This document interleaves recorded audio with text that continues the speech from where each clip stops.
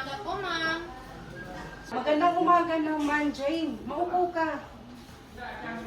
At para makausap ka regarding sa paninigarilyo mo sa loob ng campus. Kailan ka pa nag-start manigarilyo?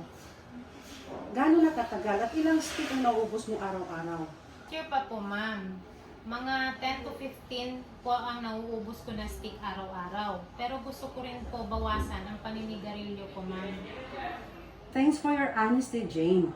Alam ko na mahirap mag-quit sa paninigarilyo. Pero gusto ko lang malaman mo na may mga health risk ang paninigarilyo. Talagang masama sa kalusugan natin.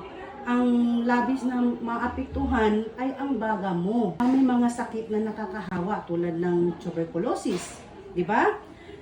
Pag mahina ang baga mo, konting exposure lang sa sakit na yun, sa mga taong may TB, pwede ka nang mahawaan dahil hindi healthy ang baga mo. Oo, at alam mo ba na ang third hand smoke ay mga remnants ng sigarilyo sa paligid na pwede pa rin makaapekto sa mga taong nakapaligid sa iyo. Katulad sa bahay nyo, ang parents mo, mga kapatid mo, lalo na yung may mga kondisyon katulad ng hika, pwede pa nilang ma-inhale yun at maapektuhan ang kanilang kalusugan. Kaya binabawasan ko na po. Ang tumigil sa paninigarilyo sa mga susunod na buwan, Jane? Honestly po, ma'am, mahirap po tumigil ng biglaan. Baka maapektuhan po ang relasyon ko sa mga katropa ko.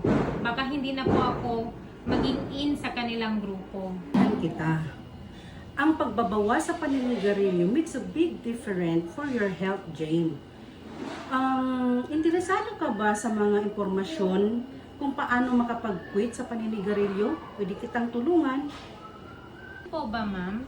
Sige po, gusto ko din po malaman kung ano na pong impormasyon na pwedeng makatulong sa akin para mabawasan ang paninigarilyo ko.